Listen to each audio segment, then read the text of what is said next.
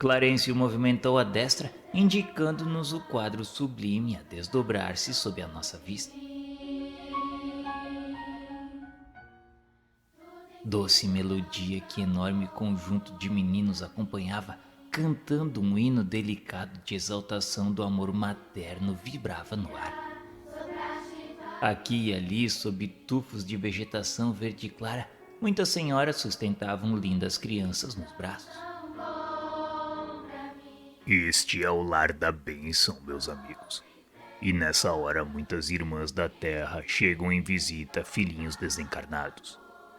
Temos aqui importante colônia educativa, um misto de escola de mães e domicílio dos pequeninos que regressam da esfera carnal.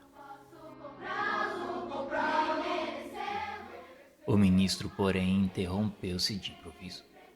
Nossas companheiras pareciam agora tomadas de jubilosa aflição.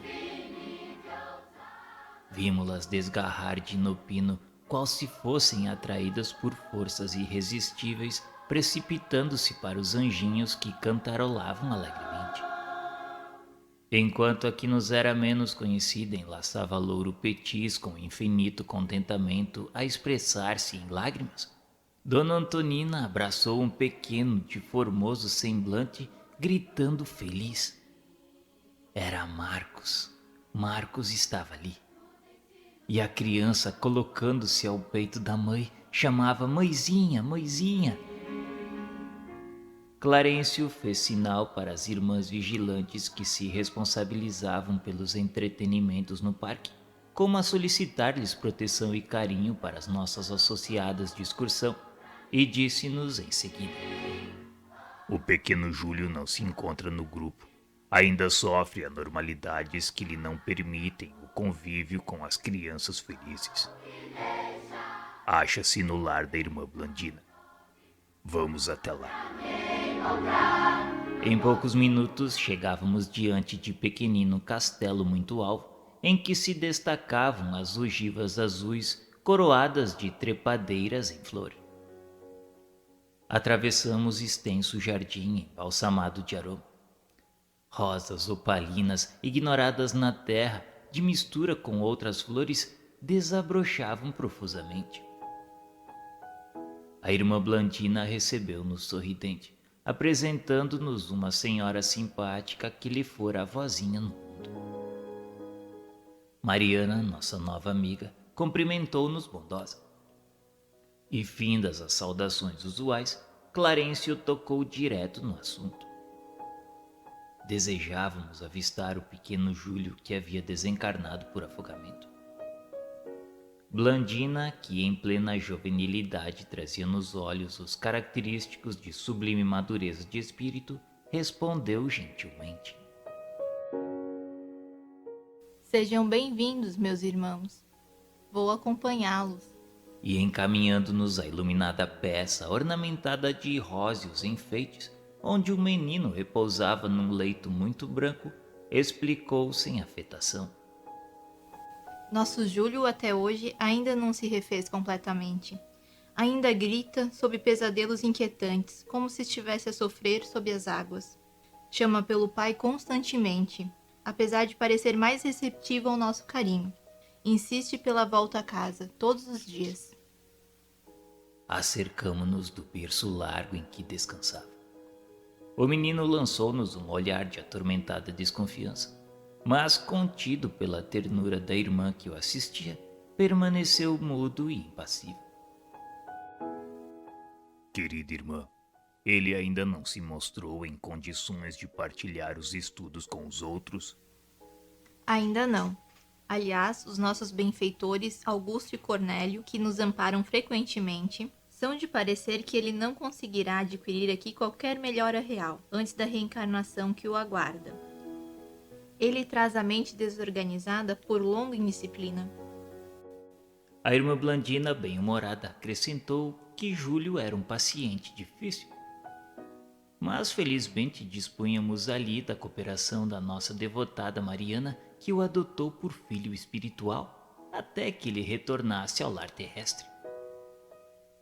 Foi preciso segregá-lo naquele quarto, pois tamanha é a gritaria que se entrega por vezes.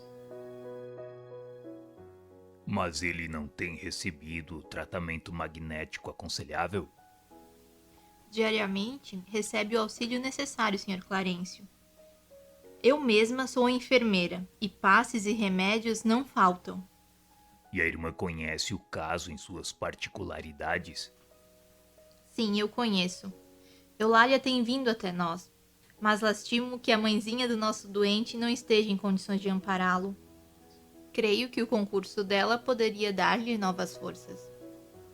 Entretanto, com exceção da irmãzinha que se lembra dele nas orações, ninguém mais da família o ajuda.